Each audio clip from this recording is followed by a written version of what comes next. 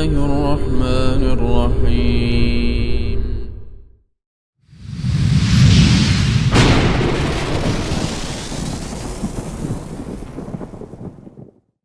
Bismillahirrahmanirrahim. Assalamualaikum warahmatullahi wabarakatuh. Alhamdulillahi rabbil alamin. Wabihi nasta'inu ala umuri dunya waddin. Wassalatu wassalamu ala ashrafil anbiya'i wal mursalin. Habibina wa nabiyina Muhammadin sallallahu alaihi wasallam. Wa ala alihi wa sahbihi wa sallama tasliman katsira ila yaumiddin, amma ba'd. Allahumma la sahla illa ma ja'altahu sahla wa anta taj'alul huzna idza syi'ta sahla. Rabbi shrah li sadri wa yassir li amri wahlul 'uqdatam min lisani yafqahu qawli. Allahumma inna nas'aluka 'ilman nafi'a wa rizqan thayyiba wa 'amalan mutaqabbala. Allahumma 'allimna ma yanfa'una wanfa'na bima 'allamtana wa zidna 'ilman ya rabbal alamin. Allahumma hdina wa ahlana wa qaumana ila siratikal mustaqim. Allahumma aslih lana sya'nana kullah wa la takilna ila anfusina tarfata a'yun wa la hawla wa la quwwata illa billah, amma ba'd. Ikhwani wa akhwati fid din, jamaah salat maghrib Masjid Al-Hikmah yang mudah-mudahan dirahmati Allah Subhanahu wa taala. Alhamdulillah, kita panjatkan puji syukur kepada Allah Subhanahu wa taala, Zat yang telah memberikan kepada kita semua berbagai nikmat dan karunia-Nya. Wabil khusus nikmatul iman wa nikmatul Islam, nikmat al-afiyah, nikmat kesehatan, nikmat kesempatan, nikmat dijauhkan dari berbagai bala, musibah, malapetaka, yang mana ini semua adalah pemberian dari Allah Subhanahu wa taala. Terlebih lagi kita saksikan ya, belum lama ya, banyak sekali kita mendengar dan mungkin sebagian merasakannya berbagai musibah yang dialami oleh saudara-saudara kita di luar sana. Maka kita berharap kepada Allah Azza wa Jalla dan berdoa agar mereka yang tertimpa musibah agar mendapatkan kesabaran, diberikan ketabahan, diberikan keteguhan iman dan akidah, sehingga mereka lulus ya, sehingga mereka bisa mendapatkan musibah ini dengan sesuatu yang baik di sisi Allah. Dan juga kita berdoa kepada Allah Azza wa Jalla bagi mereka yang wafat di tengah-tengah musibah tersebut, kita doakan agar mereka itu semua bisa mendapatkan pahala syuhada, pahala syahadah, yang bisa dikategorikan orang yang meninggal karena kesyahidan. Kita berharap pada Allah Azza wa Jalla, dan sekaligus itu pelajaran bagi kita semua yang dijauhkan dari musibah itu. Jangan sampai kita hanya menjadi penonton, pemerhati ya, pemberi komentar tanpa tergerak di dalam hati kita. Aturan itu harus menjadikan bagi kita pelajaran. Ya, kenapa mereka bisa demikian? Mengapa mereka bisa tertimpa musibah yang tak terduga-duga? Ya, jangan sampai nanti kita mengira, oh mereka kan tinggalnya di daerah yang rawan bencana, kita sih daerahnya aman. Jangan sampai seperti itu, karena nanti kita akan sanggah pernyataan ini. Dan itu pun yang menyanggah Allah, bukan kita, bukan ulama, dan bukan nabi. Yang menyanggah adalah Allah Azza wa Jalla. Bahwasanya orang yang mengatakan dirinya aman dari musibah itu anggapan yang keliru. Karena apa? Suatu ketika ya, yang namanya musibah, entah itu azab, entah itu cobaan, datangnya tanpa kita inginkan dan tanpa disadari. Artinya datang tiba-tiba. Ya, makanya ini jadikan sebagai pelajaran, dan kita kupas masalah ini agar ya kita sadar. Ya, ini bukan hanya sekedar fenomena alam belaka atau karena faktor alam. Tidak, itu hanya sebab yang zahir saja. Sebab yang zahir artinya sebab yang ditampakkan. Tapi ada sebab yang tidak ditampakkan, yang mana ini bagian dari iman. Itu bahwasannya pernah kita bahas di dalam bab apa? Bab takdir. Bahwasanya segala sesuatu terjadi atas kehendak Allah Azza wa Jalla. Tidaklah satu daun pun jatuh dari pohonnya kecuali atas izin dan kehendak Allah Azza wa Jalla. Apalagi sesuatu yang besar, maka itu terjadi karena kehendak Allah. Dan mungkin kita bertanya, mengapa terjadi seperti itu? Atau bahasa lainnya, mengapa Allah menginginkan seperti itu?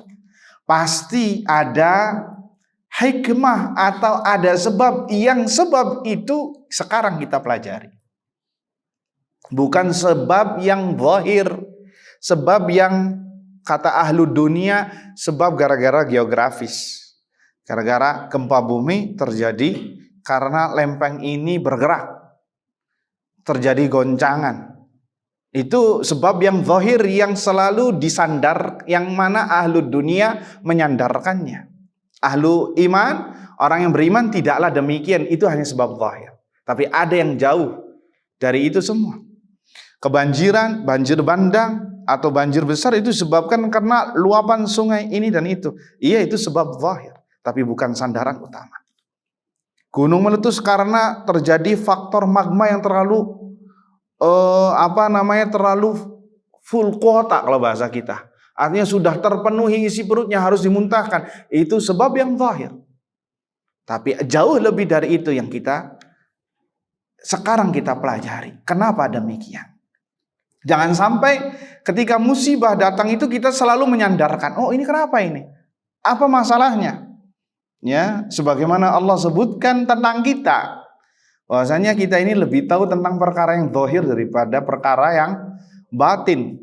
Allah Azza wa Jalla berfirman, ya'lamuna zahiran minal hayatid dunya wa hum 'anil akhirati hum ghafilun. Mereka hanya mengetahui yang lahir saja, kata Allah. Dan dari kehidupan dunia, tentang masalah dunia semua kita pakar. Ya, mau tanya apa aja insya Allah tahu. Ya, masalah ini seakan-akan profesor, doktor. Tapi tentang masalah akhirat, kata Allah, ini Allah yang mengatakan, bukan hadis. Allah yang mengatakan dalam Al-Quran. Akan tentang masalah akhirat, mereka lalai. Nggak tahu, nggak mau tahu. Ya, kenapa ini bisa terjadi? Kalau orang beriman kan, ya, orang dunia, ahlu dunia hanya berpatokan goncangan gempa terjadi karena lempeng ini. Orang beriman tidak mengatakan demikian. Orang demikian jauh lebih dari itu, melampaui. Apa? Kenapa lempeng ini bisa bergoncang? Siapa yang menggoncangkannya? Kenapa gunung bisa meletus? Siapa yang menjadikan gunung tersebut meletus? Kenapa? Dan ada apa? Pasti bertanya-tanya. Bukan hanya kita melihat kepada sebab yang zahir saja. Naam, sebab yang zahir hanya sekedar yang zahir. Sudah, titik. Nggak usah melampaui dari itu. Ya, karena kalau kita ikut-ikutan yang zahir terus bersandar, nggak bakal habis. Karena setiap kejadian pasti ada sebabnya. Dan Allah yang menciptakan sebabnya. Sering kita sebutkan di sini. Ada kaidah mengatakan, bisa antum catat ya. Innallaha idza arada syai'an hayya'a asbabahu. Allah Azza wa Jal jika menginginkan sesuatu terjadi, Allah sudah menyiapkan sebabnya. Allah sudah menyiapkan sebabnya. Jadi kalau kita berpatokan pada sebab ini, oh terjadi karena ini dan itu. Nanti ada musibah lain, pasti ada sebab yang lain juga. Nanti kita ikut-ikutan lagi. Makanya orang-orang Amerika, profesor, doktor merasa tercengang ketika terjadi gempa di Palu itu ada likuifaksi, ya, yang mana tanah bergerak dan membenamkan sebagian komplek di daerah tersebut. Ya, kata mereka ini mustahil sebenarnya terjadi. Kenapa? Karena gempanya nggak terlalu besar. Kok kenapa terjadi likuifaksi? Lihat, mereka tercengang. Kenapa? Karena mereka selalu menyandarkannya kepada yang zahir. Titik, udah sampai situ doang. Orang yang beriman tidak demikian. Antum masih ingat yang terjadi di ujung kulon sana, bagian barat. Ya, gimana tsunami datang tanpa ada gempa bumi. Masih ingatkah 2018 kalau tidak salah, yang ada grup band yang sampai terbawa arus di laut sampai 2 jam. Lihat, tidak ada gempa bumi yang besar, kok sampai tsunami besar. Ternyata punya usut, ternyata hanya longsoran dari gunung anak Krakatau.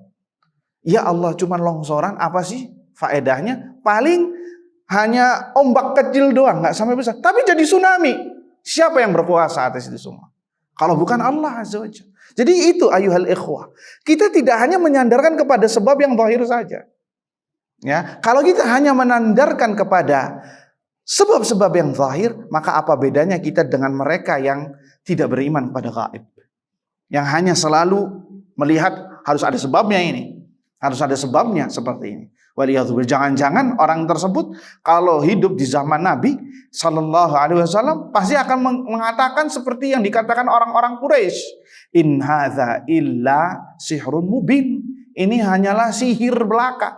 Tatkala melihat mukjizat yang dilakukan, yang diberikan kepada Nabi Sallallahu Alaihi Wasallam. Kita juga kalau melihat di dalam Al-Quran bagaimana Allah mengazab kaum-kaum yang Allah binasakan, ya mungkin di dalam Al-Quran disebutkan itu semua karena faktor dosa mereka. Kalau kita hidup di zaman mereka, mungkin kita mendapatkan ada sebabnya. Mungkin, bagaimana lihat kaum Nabi Lut yang diangkat sampai ke langit, yang mana sampai para malaikat penduduk langit mendengar lolongan anjing dan ayam ternak mereka, sampai terdengar. Kemudian dibalik, habis itu dijatuhkan. Mungkin ya, kalau kita hidup di zaman tersebut, bisa jadi ada sebab geografisnya kah, atau karena masalah ini dan masalah itu. Tapi sama Allah nggak disebutin. Tapi yang disebutin kenapa? Karena itu nggak penting.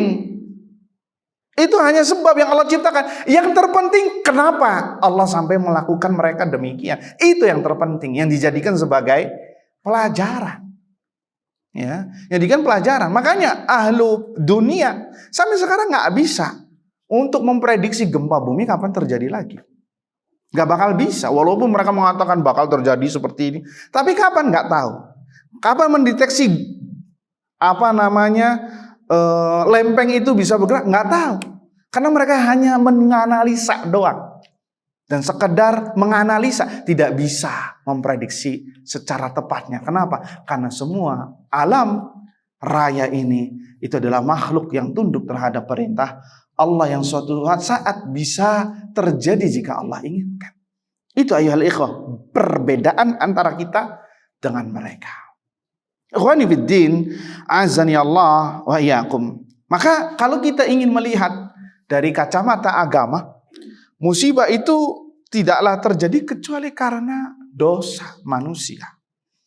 Dosa manusia yang sudah over, yang sudah overload, kelewat batas, dan tidak ada manusia yang mengingkarinya, yang mengajarkan tentang kebaikan. Sehingga kalau demikian datanglah keputusan dari langit.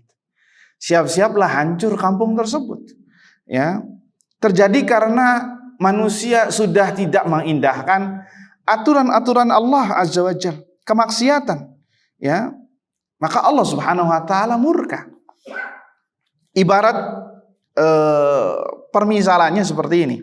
Ya, sebelum kita masuk ke dalil, bahwasanya musibah itu terjadi karena ulah manusia. Ya, antum atau jika antum punya anak, ya, dan anak antum bandel, artinya bandel, tidak mau mendengar peraturan dan yang sudah dibuat oleh antum sebagai orang tua. Anak ini suruh jangan melakukan A, tapi tetap melakukan A. Suruh melakukan B, tapi tidak melakukan yang B. Di awal mungkin antum bisa sabar. Tapi yang keberapa kalinya sudah hilang kesabarannya. Apa yang antum lakukan? Pasti akan menghukum anak tersebut, mendidiknya, supaya anak tersebut menjadi sadar.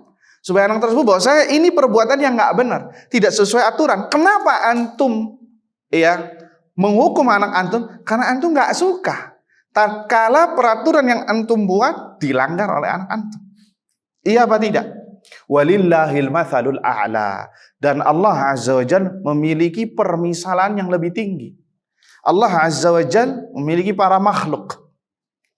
Dan kita adalah makhluk Allah Azza wa Jalla, hamba Allah Azza wa Jalla. Dan Allah telah menerapkan kepada kita peraturan-peraturan, baik itu perintah ataupun larangan. Tatkala larangan-larangan Allah dilanggar, tatkala perintah-perintah Allah sudah tidak diindahkan, maka suatu saat Allah bisa murka. Jika Allah murka, suatu saat bisa menurunkan bala tentaranya, apapun itu. Entah itu musibah, entah itu azab, entah itu malapetaka dan lain sebagainya. Jadi ini yang harus kita patrikan di dalam kehidupan kita, bahwasanya ini bukan hanya sekedar faktor alam belaka, tapi ini adalah peringatan dari Allah Subhanahu wa taala. Allah Azza wa Jalla berfirman, ini dalilnya. Ini saya rangkum dari khutbah yang tadi dibacakan tadi siang. Allah Azza wa Jalla berfirman dalam surat Asy-Syura ayat 30. Ya, surah Asy-Syura ayat 30.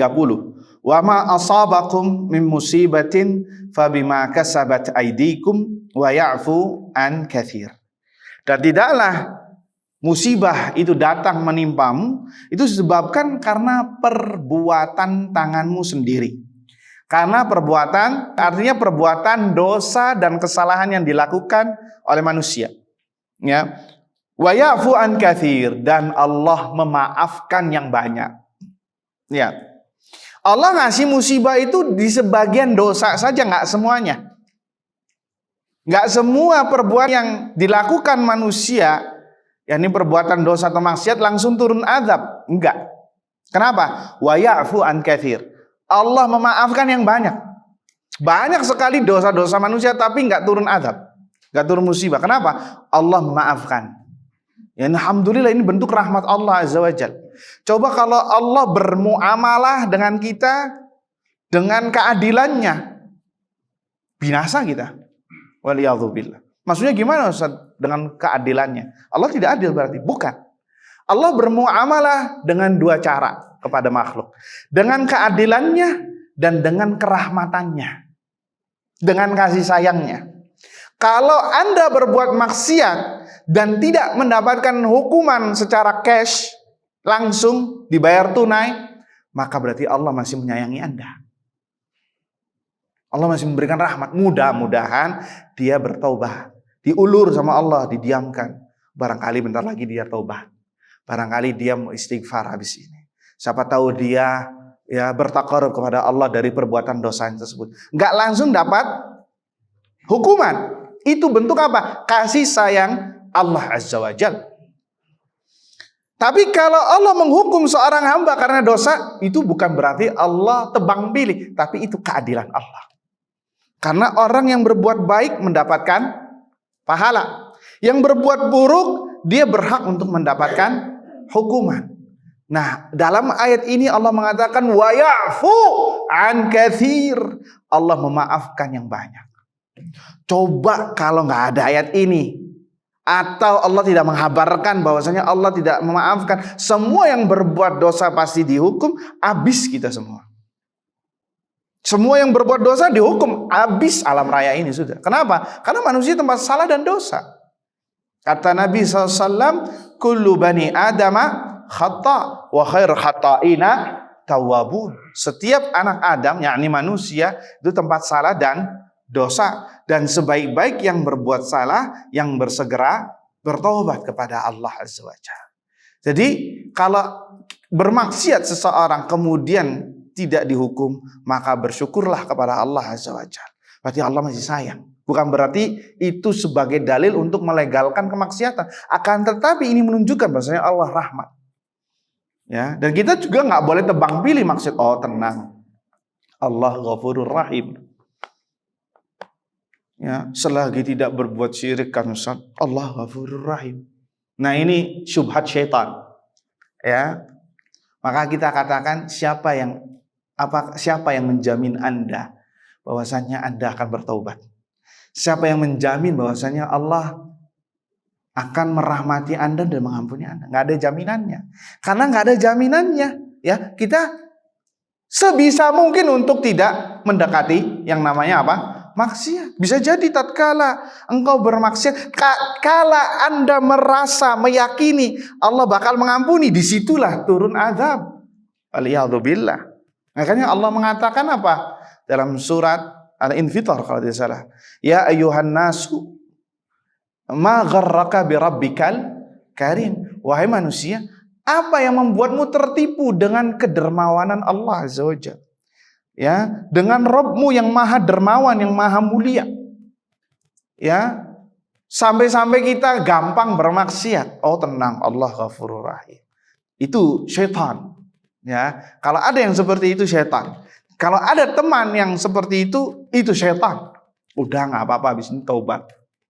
Udah yang penting ente bisa tajir, nggak apa-apa deh, minjem dulu uang di bank, ya, habis selesai ribanya kembalikan, taubat kepada Allah Azza wa Jalla, beres. Ya, ketahuilah itu adalah syaitan yang berwujudkan manusia. Ya, syaitan yang berwujudkan manusia karena seorang mukmin itu sangat takut terhadap dosa. Makanya disebutkan dalam sebuah riwayat bahwasannya permisalan antara seorang mukmin dengan seorang fajir pendosa itu besar banget perbedaannya dalam masalah dosa. Seorang mukmin tatkala melakukan dosa itu bagaikan gunung yang akan menimpanya. Khawatir, kenapa? Ini takut dia diazab, takut binasa gara-gara dosa ini. Ya, berbeda dengan orang fajir, disebutkan dalam riwayat, orang fajir idza aznaba ka'annahu dzubab waqa'a fi anfihi wa yaf'alu hakadha. Apabila seorang pendosa jika melakukan dosa, dia bagaikan lalat yang mencelok ke hidungnya, kemudian ia usir dengan tangannya seperti itu. Habis itu selesai, beres. Itu perbedaan seorang mukmin dengan seorang pendosa. Maka kita masuk dalam golongan mana nih? Apakah kita termasuk orang yang menggampangkan berbuat maksiat ataukah tidak? Ya, kita masih ingat dalam hadis dalam bab takdir, ya, bahwasanya setiap manusia itu sudah dijamin masuk surga dan masuk neraka. Ya, kemudian Nabi SAW ditanya sama sahabat, ya Rasulullah, berarti kalau kayak gitu kita berpangku tangan saja nggak usah beramal. Maka kata Nabi SAW, la i'malu fakullu muyassarun lima khuliqalah. Tidak beramalah kalian, karena setiap orang akan dimudahkan sesuai dengan penciptaannya. Artinya apa?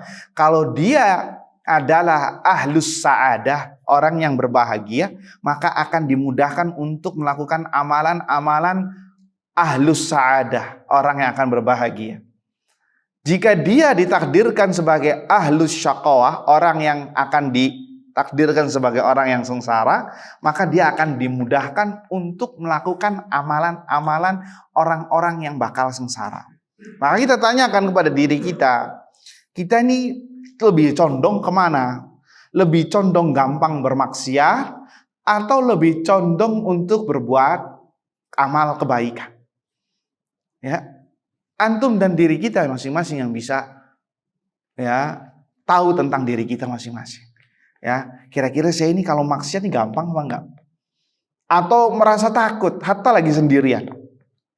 Ya, takut Allah Maha mendengar, Allah Maha melihat, Allah mengawasi. Allah, ya, melihat kita ketika sendirian, alimul ghaibi wasyahada. Allah melihat ketika kita sendirian dan ketika sedang ramai. Sehingga tatkala ingin bermaksiat nggak jadi, atau malah sebaliknya, kalau di masjid menjadi, ya, orang yang soleh, tapi ketika sendirian menjadi sahabatnya iblis. Nah, berarti kita yang tahu dan kita masuk kemana. Itu ayuhal ikhwah, bahwasannya kita nggak boleh menggampangkan maksiat. Ditakutkan waliyadzubillah, tatkala kita menggampangkan maksiat, disitulah azab yang turun. Kenapa? Karena musibah itu datangnya gara-gara maksiat. Banyak sekali. Ya, karena kezaliman. Wa ma asabakum min musibatin fabima kasabat aydikum, kata Allah. Dan apa saja musibah yang datang itu disebabkan oleh perbuatan tanganmu sendiri. Maka kita lihat musibah yang terjadi di negeri-negeri kita, ya, di daerah-daerah kita, ini kena musibah sangat, karena perbuatan dosa sangat banyak. Kalau kita sebutkan satu persatu, ya, nggak ketulungan jumlahnya.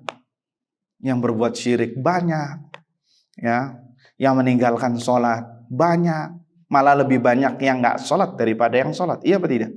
Ya, lebih banyak yang nggak sholat daripada yang sholat. Yang nggak mau bayar zakat banyak, yang durhaka kepada orang tua ya banyak, yang memutuskan tali silaturahim banyak, zina merajalela ya sudah menjadi rahasia umum.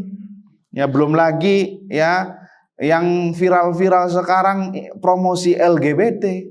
Lihat, ya, zina saja sudah ngeri, apalagi dosa yang lebih gede daripada zina, yaitu orang yang suka sama sesama jenis, yang sudah nggak normal, yang tidak sesuai dengan fitrah. Maka ini dosanya lebih besar daripada dosa zina. Bukan berarti kita meremehkan zina, tapi memang dosanya lebih besar daripada zina, mendapatkan laknat dari Allah Azza wa Jalla. Makanya Nabi SAW ya tidak main-main dalam masalah dosa pelaku kaum Nabi Lut ini. Ya, Nabi SAW bersabda, "Man wajadtumuhu ya'malu 'amala qaumi Lut, faqtulul fa'ila wal maf'ula bihi." Siapa saja yang kalian dapati ada orang yang melakukan perbuatan kaum Nabi Lut, maka bunuhlah pelaku dan korbannya. Bunuhlah pelaku dan korbannya, dibunuh dua-duanya. Kenapa dibunuh? Penyakit. Ya, penyakit yang sekarang diusung-usung sama mereka yang liberal, ya, orang-orang yang berhati iblis. Penyakit, dibunuh dua-duanya. Para ulama berbeda pendapat bagaimana cara membunuhnya. Mereka sepakat mereka dibunuh, tapi bagaimana? Ada yang mengatakan dibunuh seperti dirajamnya seorang pezina yang sudah menikah. Ada yang mengatakan dibunuh dengan cara dikisos. Ada yang mengatakan dibunuh dengan cara ditembak, ya, seperti napi yang terpidana mati. Ada juga yang mengatakan dibunuh dengan cara diazab, seperti dibunuh dengan cara Allah mengazab kaum Nabi Lut. Bagaimana? Dinaikkan ke tempat yang paling tertinggi di negerinya. Berarti kalau di Bogor di mana?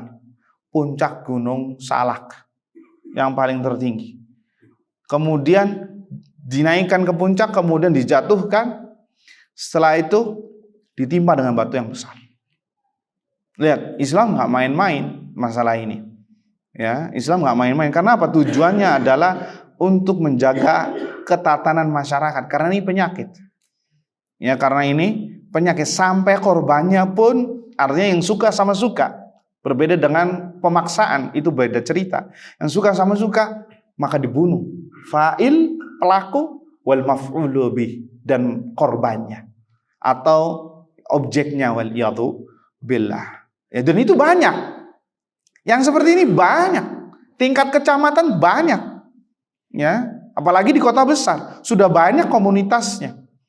Ya, dan mereka hampir terang-terangan di media sosial dimanapun. Nanti tinggal tunggu waktunya saja mereka, ya, bakal terang-terangan seperti di negara barat, wal iyadhu billah, sampai dilegalkan, wal iyadhu billah. Kalau sampai dilegalkan, maka ini tamatul kubra. Ya, ini musibah besar. Ya, na'udzubillahi min dzalik. Nas'alullah salamu wal afiyah. Kemudian perjudian juga banyak. Ya, perjudian banyak. Riba apalagi, nggak ketulungan. Ya, khamar sudah banyak. Ya, mengurangi takaran dan timbangan.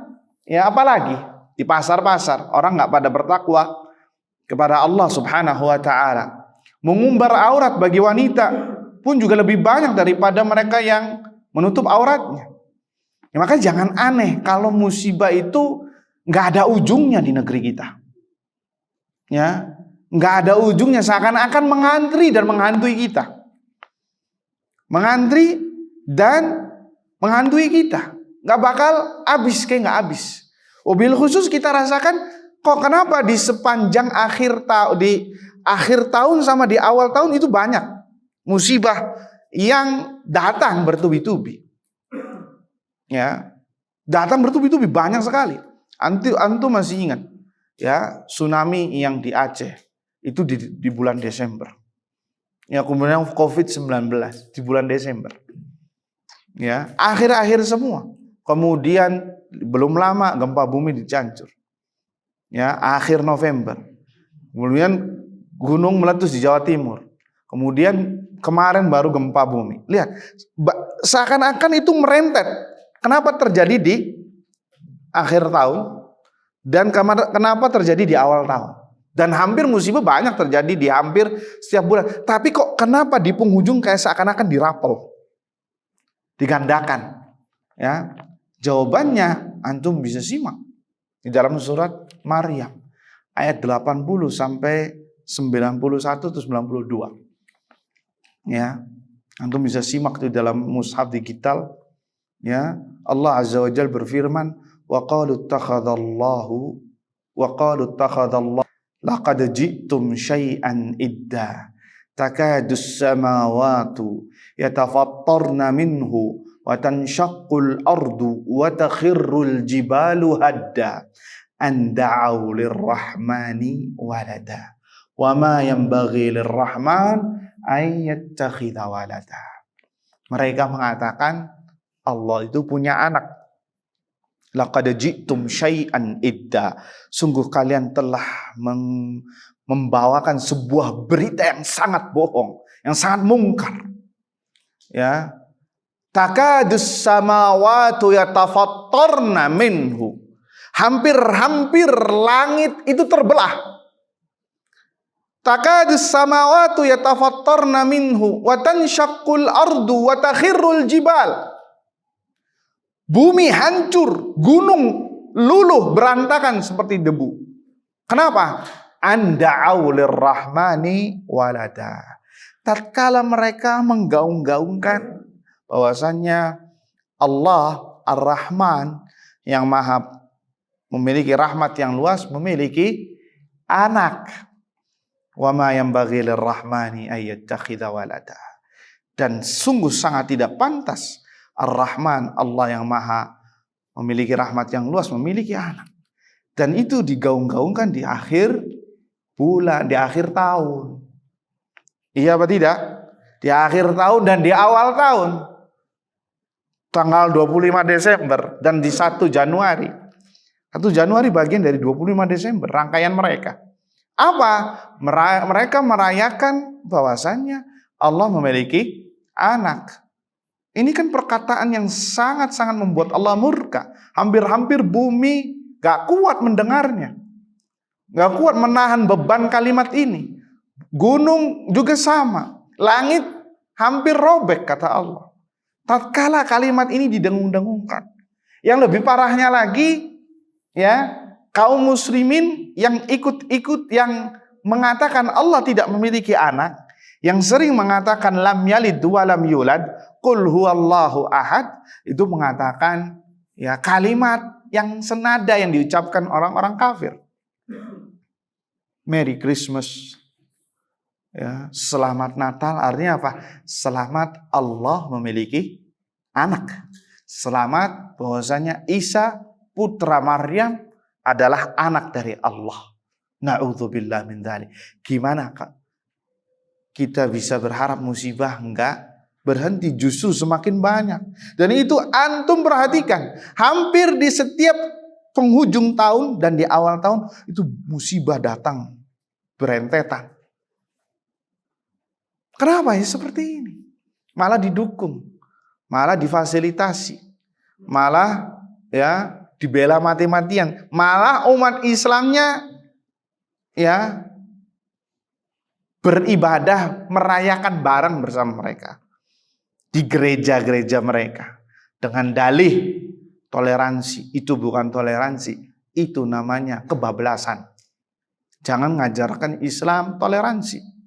Islam sejak dulu sudah toleransi, 14 abad yang lalu. Lakum dinukum waliyadin, itu toleransi. Toleransi kata para ulama adalah dengan membiarkan mereka, tidak mengganggu mereka, acara-acara mereka, tidak menyakiti mereka, tidak melukai mereka, ya, tidak memberikan gangguan kepada mereka. Itu toleransi. Lakum dinukum waliyadin. Tapi ini malah kebablasan. Kalau nggak mengucapkan selamat hari raya mereka, nggak dikatakan toleransi. Kalau tidak beribadah bareng, mengucapkan di tempat ibadah mereka, nggak toleransi. Kalau nggak menjaga perayaan mereka, nggak toleransi. Sehingga orang-orang yang tidak melakukan ini dicap sebagai anti toleransi. Kemudian kita berharap musibah agar berhenti dan tidak turun. Ini yang terjadi. Antum perhatikan di sepanjang tahun-tahun sebelumnya, ya sampai sekarang itu musibah datang berentet di setiap penghujung tahun dan di awal tahun. Ya karena ini Allah nggak suka, Allah paling marah, ya bisa mendatangkan kemurkaannya. Tatkala Allah mengatakan Allah punya anak, Allah sendiri sudah membantahnya kok. Dalam banyak surat dalam Al-Quran, yang lebih tegasnya lagi, yang surat yang semuanya para hadirin di sini sudah hafal. Surah Al-Ikhlas.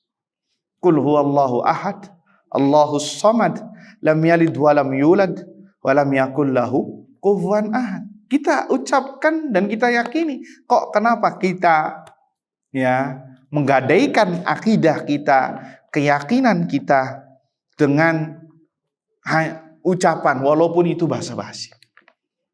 Ustaz, gak enak Ustaz. Tetangga saya Nasrani, kalau saya gak mengucapkan selamat kepada mereka nanti dibilang anti toleransi. Antum gak enak, ya sudah nanti jangan salahkan Allah kalau antum masuk neraka gara-gara gak enak. Lihat itu Abu Talib, ayah dari Ali bin Abi Thalib, masuk neraka gara-gara gak enak. Hampir saja masuk surga. Hampir saja masuk surga, tapi terhalangi untuk tidak masuk surga gara-gara gak enak. Gak enak sama siapa? Gak enak sama temannya yang iblis yang bernama Abu Jahal, Amr ibn Hisham. Tatkala Nabi sallallahu alaihi wasallam ya menjenguknya dan menawarkan keislaman serta merengek agar bisa masuk Islam. Karena Abu Talib ini meyakini Islam adalah satu-satunya agama yang benar. Agama yang dibawa ponakannya adalah agama yang paling benar. Dan disebutkan itu dalam qasidah. Akan tetapi enggak jadi masuk Islam gara-gara enggak enak. Ketika Nabi sallallahu alaihi wasallam mengatakan kepada Abu Talib, ya ammi, qul la ilaha illallah kalimatan uhajju biha indallah. Wahai pamanku, katakanlah kalimat la ilaha illallah, kalimat yang aku akan bela engkau di hari kiamat di hadapan Allah, sebagai hujjah, bukti bahwasanya engkau adalah orang yang sudah mati dalam keadaan tidak kafir, sudah meyakini kalimat la ilaha illallah. Hampir mau ngomong, ternyata samping kirinya dia ya ada iblis berwujud manusia. Ya Abu Talib, atarghabu an millati abikum? Wahai Abu Talib, apakah engkau akan murtad dari agama nenek moyangmu, bapakmu Abdul Muttalib? Mendengar seperti itu, melihat, gak jadi ngomong. Dan terus Nabi mengucapkan demikian, gak jadi ngomong karena disanggah sama Abu Jahal. Terus sampai akhirnya wafat, meninggal dalam keadaan dia tidak beriman, tidak mengucapkan kalimat la ilaha illallah. Sampai-sampai rawi mengatakan mata wa huwa ala millati abi. Mati dalam keadaan dia kafir, dalam keadaan dia masih beragama bapaknya yang kafir, Abdul Muttalib.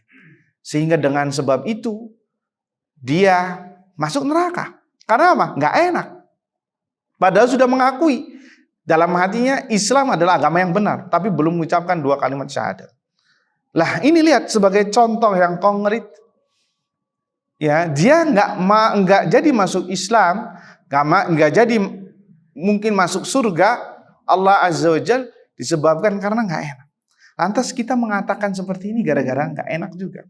Jangan sampai kita menggadaikan akidah kita disebabkan karena perasaan nggak enak.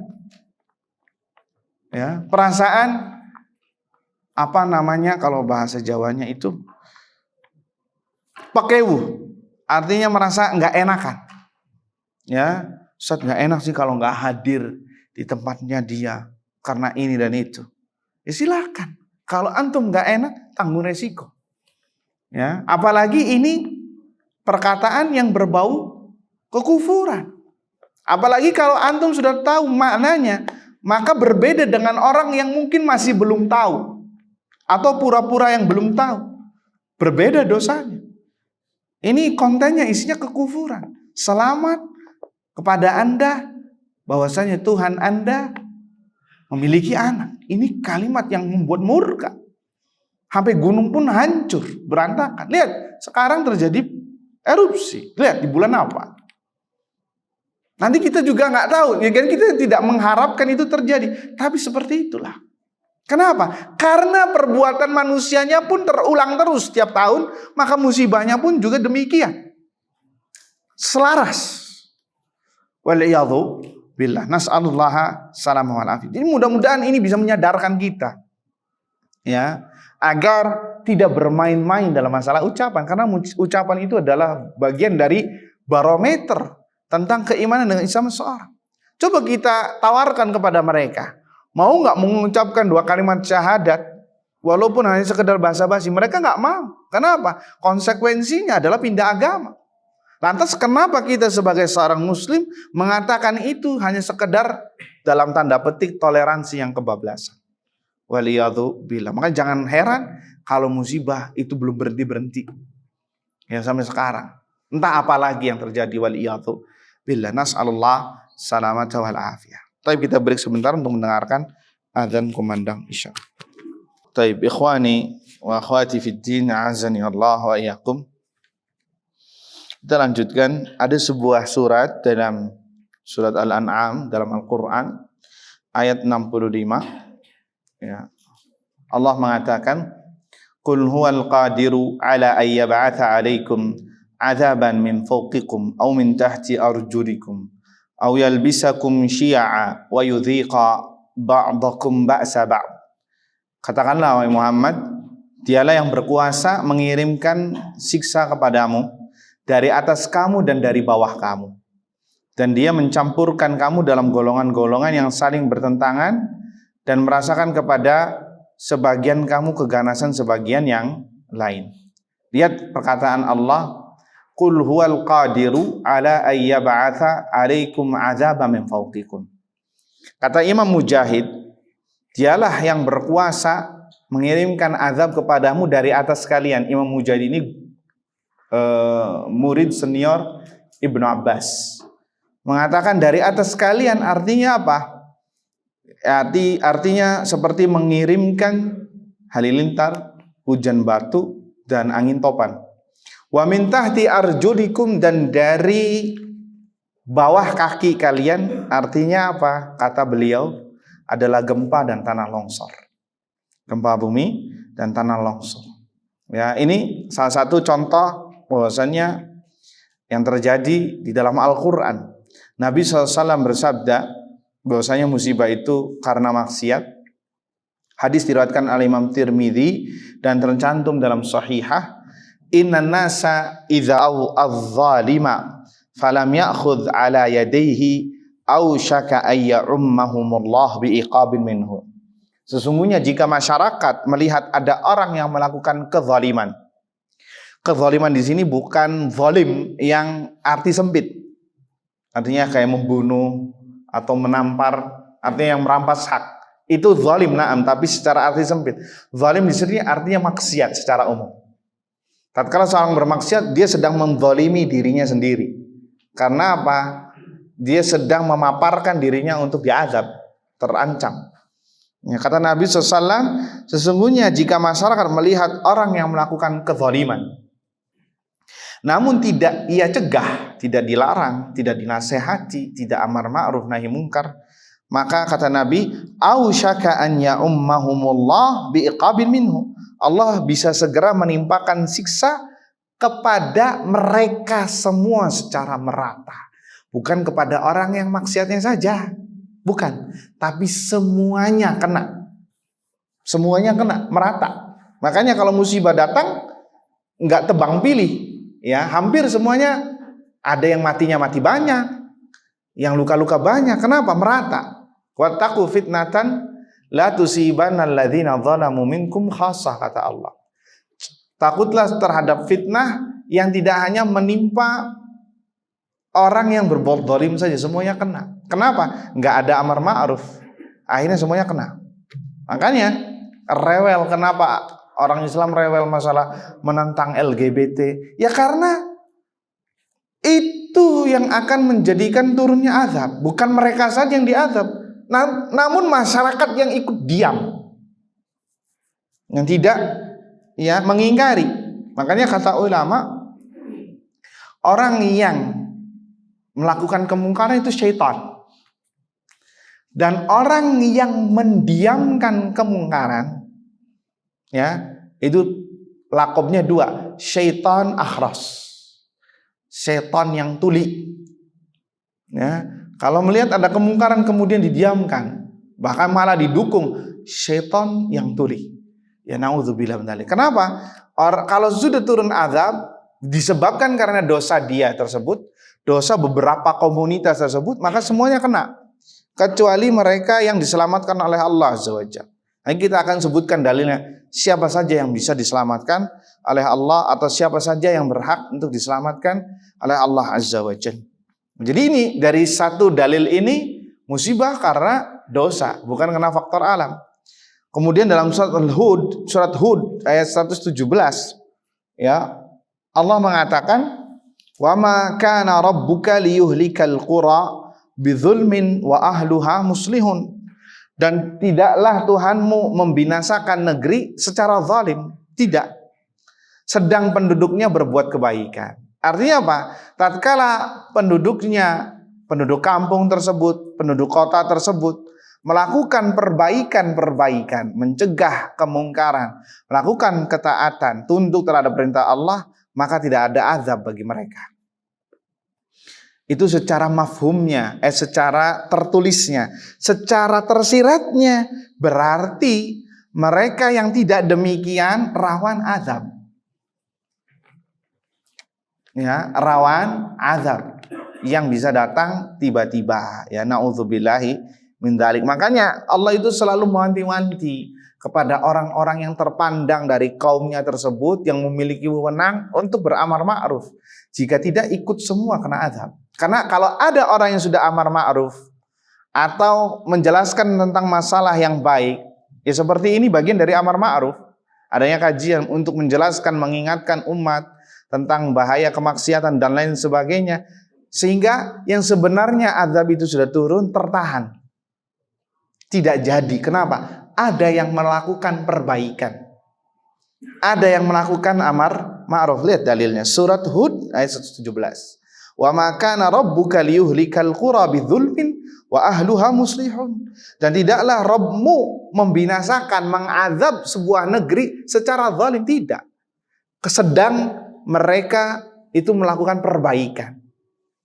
Entah itu ngajarkan akidah, ngajarkan ilmu, menasihati, amar ma'ruf nahi mungkar secara umum, maka yang tadinya ingin turun azab tertahan, tidak jadi. Ini pentingnya amar ma'ruf nahi mungkar. Nasallallahu alaihi wasallam.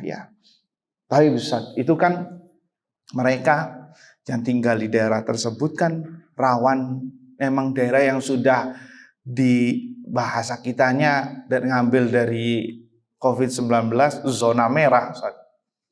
Sudah memang rawan bencana. Kan kita kan daerahnya aman, insya Allah aman.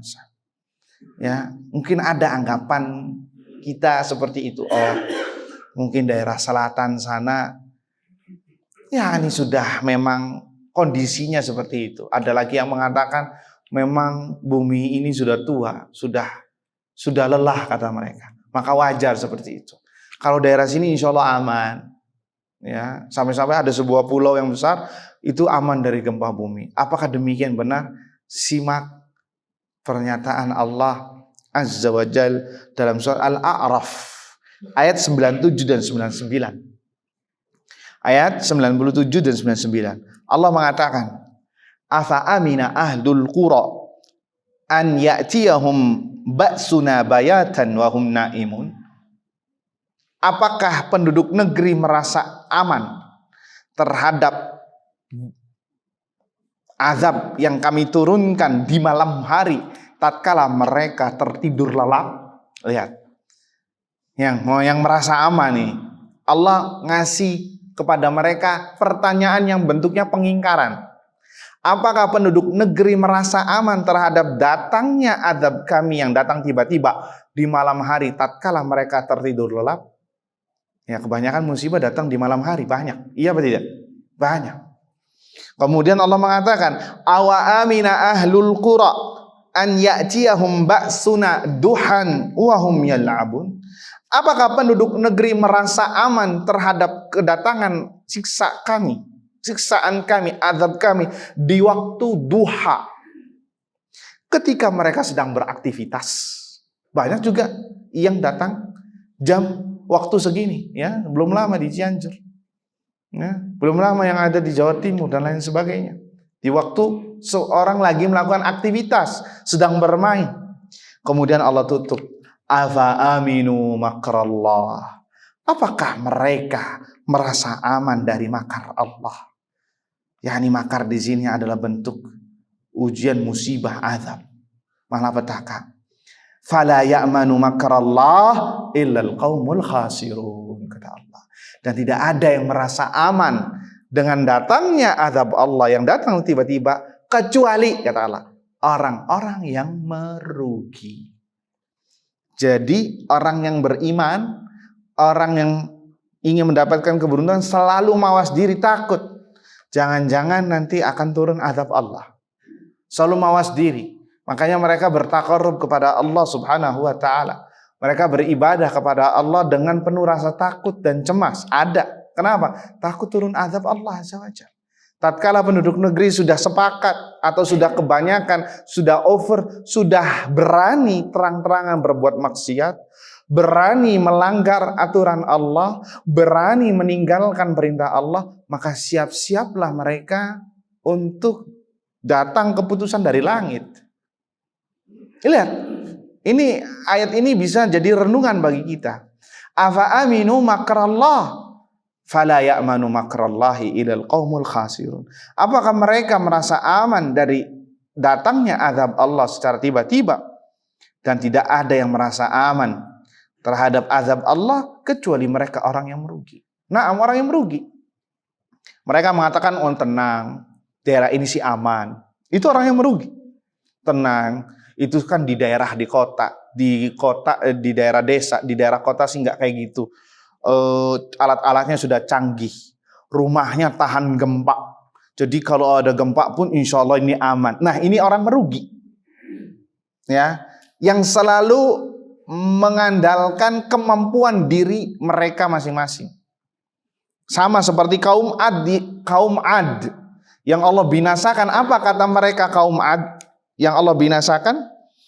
Ya, kaum Ad mengatakan demikian sama seperti sebagian orang-orang tersebut. Lihat, fa amma 'adun fastakbaru fil ardi bighairil haqq wa qalu man ashaddu minna quwwah awalam yarau anna Allah alladhi khalaqahum huwa ashaddu minhum quwwah. Adapun kaum Ad, mereka menyombongkan diri di muka bumi tanpa alasan yang benar. Dan mereka berkata, apa perkataan mereka? Sama seperti orang-orang zaman sekarang. Siapakah yang lebih besar kekuatannya di muka bumi ini? Tenang, kita sih aman. Banyak modernisasinya. Ketika ada bencana pun gak separah seperti mereka. Hampir sama tidak pernyataannya? Sama. Ya, sama kaum Ad seperti ini. Maka kata Allah, dan apakah mereka tidak memperhatikan bahwa Allah lah yang menciptakan mereka, ada yang lebih besar kekuatannya daripada mereka. Allah mengingkari, sehingga mereka diazab oleh Allah Azza wa Jalla. Mati mereka di negerinya mereka sendiri. Lihat seperti itu. Jadi kita nggak boleh merasa ujub dengan apa yang ada di sekitar kita. Karena semuanya terjadi atas kehendak Allah Azza wa Jalla. Semuanya terjadi atas izin Allah Azza wa Jalla, dan manusia itu lemah. Wa khuliqa al-insanu dha'ifa. Na'udzubillahi min dzalik. Qani fiddin azani Allah wa iyyakum. Terakhir ya, ada 3 poin. Dan ini kita sebutkan secara singkat saja agar kita mudah-mudahan bisa selamat dari musibah ya yang mungkin bisa datang secara tiba-tiba. Disebutkan dalam Al-Qur'an ya bahwasanya ada 3 poin yang apabila kita lakukan, kita mudah-mudahan selamat di dunia dan akhirat. Yang pertama secara umum, ada secara khusus. Secara umum adalah kita kembali kepada Allah Azza wa Jalla. Bertaqarrub kepada Allah Azza wa Jalla. Karena dialah yang mengirimkan musibah, maka dialah yang mengangkat musibah. Maka satu-satunya cara adalah lari kepada Allah Azza wa Jalla. Dalam surat Adz-Dzariyat ayat 50 sampai 51, Allah mengatakan, "Fafirru ilallah, inni lakum minhu nadhirum mubin." Maka kembalilah kalian, larilah kalian kepada Allah. Sesungguhnya aku Nabi, yakni Nabi Muhammad adalah pemberi peringatan bagi mereka yang enggak mau ya nurut sama Allah bisa dapat azab. Kan Nabi kan basyiran wa nadhira. Basyir pemberi kabar gembira, nadhir pemberi kabar peringatan. Peringatan apa? Berupa azab Allah Azza wa Jalla kalau enggak nurut. Kalau membangkang terhadap perintah Allah Azza wa Jalla. Itu secara umum kita kembali kepada Allah Subhanahu wa taala. Adapun secara khusus ada 3 poin agar kita bisa selamat dunia dan akhirat. Yang pertama, takwa kepada Allah Azza wa Jalla. Bertakwa kepada Allah Azza wa Jalla. Makna takwa adalah menjalankan perintahnya dan menjauhi segala yang dilarang. Dan takwa yang paling besar adalah mentauhidkan Allah dan tidak berbuat syirik. Itu takwa. Apa dalilnya? Bahwasanya kita harus bertakwa, dan ini sebab diselamatkan seorang dari azab Allah Azza wa Jalla. Surat Al-A'raf ayat 96. Surat Al-A'raf ayat 96. Allah Azza wa Jalla berfirman, "Walau anna ahlal qura amanu wattaqau." Lihat kata Allah. Sekiranya penduduk negeri, sekiranya penduduk kampung, penduduk kota, apa kata Allah? Amanu, beriman, wattaqau, mereka bertakwa kepada Allah Azza wa Jalla. Seluruh penduduk negeri beriman dan bertakwa kepada Allah. Apa kata Allah? La fatahna alaihim barakatim minas sama'i wal ardh. Niscaya kami limpahkan kepada mereka keberkahan dari langit dan dari bumi. Kemakmuran yang ada, keberkahan dari langit dan dari bumi. Hujan turun itu menyuburkan tanaman, menyuburkan tanah, menumbuhkan pepohonan, membawa manfaat. Ya, dan apa yang ada di dalam tanah itu juga mungkin adalah keberkahan yang didapatkan, tidak ada maldorotnya. Ya, lihat, la fatahna alaihim barakatin minas sama'i wal ardh. Kami bukakan bagi mereka pintu-pintu keberkahan dari langit dan bumi. Kemudian Allah mengatakan, walakin, akan tetapi, kadzabu, mereka mendustakan kami. Mendustakan di sini tidak hanya tidak beriman saja, tapi tidak beriman dan bertakwa. Tidak nurut terhadap perintah Allah, membangkang terhadap aturan-aturan Allah, berani bermaksiat dan tidak takut kepada Allah. Ya, kadzabu, mendustakan, tidak meyakini itu sebagai nikmat. Bahkan sebagian dari mereka, ya wajar Indonesia tanahnya subur makmur. Ya, ini bentuk takdzib, pendustaan. Ya, tidak menisbatkan kenikmatan kepada Allah. Artinya mereka tidak bertakwa. Apa kata Allah? Fa akhadnahum bima kanu yaksibun. Maka kami siksa mereka, kami azab mereka disebabkan perbuatan mereka. Lihat, ini dalil yang tegas mengatakan musibah itu datang karena dosa. Allah mengatakan bima kanu yaksibun, disebabkan perbuatan mereka. Allah tidak mengatakan karena faktor alam, karena lempeng ini bergerak, karena lempeng ini bergerak, atau karena luapan sungai. Allah nggak mengatakan itu. Walaupun itu mungkin sebabnya, tapi tidak disebut. Kenapa? Nggak penting. Itu sebab yang Allah ciptakan. Yang lebih terpenting ya ini, bima kanu yaksibun, disebabkan oleh kesalahan dan dosa mereka. Karena mereka tidak bertakwa, ya sudah Allah eksekusi. Waliyadzubillah. Jadi kalau musibah datang di sebuah penduduk kampung, penduduk negeri, penduduk kota, itu disebabkan penduduknya berbuat maksiat kepada Allah Subhanahu wa taala. Ya, itulah yang pertama, takwa. Yang kedua adalah amar ma'ruf nahi mungkar. Beramar ma'ruf nahi mungkar, mencegah manusia untuk berbuat kemungkaran dan mengajarkan mereka kebaikan, menasihati mereka kebaikan. Maka ini sebab diselamatkannya sebuah kaum. Bahkan jika kaum tersebut diazab, nggak jadi diazab. Karena apa? Ada segelintir yang melakukan amar ma'ruf nahi mungkar. Apa dalilnya? Simak surat Al-A'raf 164 sampai 165. Allah Azza wa Jalla berfirman, wa idh qalat ummatun minhum lima ta'idhuna qauman illahu muhlikuhum aw mu'adzibuhum 'adzaban syadida qalu ma'dziratan ila rabbikum wa la'allahum yattaqun. Dan ingatlah ketika suatu umat, ini diceritakan dari Bani Israel, di antara mereka yang mengatakan, mengapa kamu menasihati kaum yang Allah akan membinasakan mereka atau mengazab mereka? Artinya beberapa kaum sudah pesimis nih sama kaum ini, karena saking membangkangnya, ini pasti akan dibinasakan sama Allah. Lihat, Bani Israel pun juga menisbatkan ini karena dosa, bukan karena faktor alam. Itu kaum tersebut sudah sudah pesimis dari kebaikan. Bahkan kayaknya bakal turun azab. Sampai-sampai ada yang mengatakan, mengapa kalian menasihati kaum yang akan diazab sama Allah Azza wa Jalla? Maka bagaimana jawaban kaum tersebut yang menasihati mereka, yang beramar ma'ruf nahi mungkar? Apa kata mereka? Qalu ma'dziratan ila rabbikum. Ya, justru ini adalah uzur agar azab nggak jadi turun. Ya, dari Rabb kalian. Ma'dziratan, ini sebagai uzur, peringatan, ya, dari Rabb kalian ila rabbikum, kepada Rabb kalian. Wa la'allahum yattaqun, mudah-mudahan mereka bertakwa. Mudah-mudahan ya mereka jadi benernya sehingga azab enggak jadi turun. Kemudian Allah melanjutkan. Nah, tatkala turun azab bagaimana? Apa semuanya kena? Tidak. Enggak semuanya kena. Falamma nasu ma dzukiru bihi.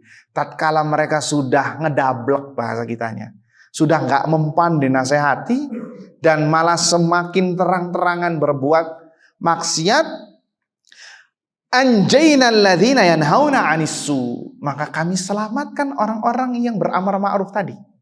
Kami selamatkan orang-orang yang mencegah keburukan tadi.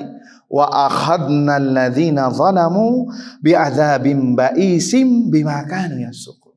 Dan kami siksa, kami azab orang-orang yang berbuat zalim tadi, yang ngeyel tadi, yang nggak mau menerima nasihat tadi, ya, bi'adzabim ba'is, dengan azab yang keras, azab yang pedih, bima kanu yafsukun, disebabkan karena perbuatan maksiat mereka. Lihat, disebabkan karena perbuatan maksiat mereka. Jadi terang-terangan di sini Al-Qur'an, ini musibah karena dosa. Jadi kalau kita ingin selamat, ya, maka beramar ma'ruf lah di keluarga kita, di lingkungan kita, di di kantor kita, tempat aktivitas, semampu kita, ya, dengan lisan atau dengan tangan jika kita mempunyai wewenang, atau minimal dengan hati kita membenci perbuatan tersebut, ya, membenci perbuatan tersebut. Yang terakhir, dan ini kita tutup, adalah apabila musibah datang, maka banyaklah beristighfar, bertaubat kepada Allah Azza wa Jalla. Karena kata para ulama bahwasannya musibah itu tidak diangkat kecuali dengan banyak istighfar.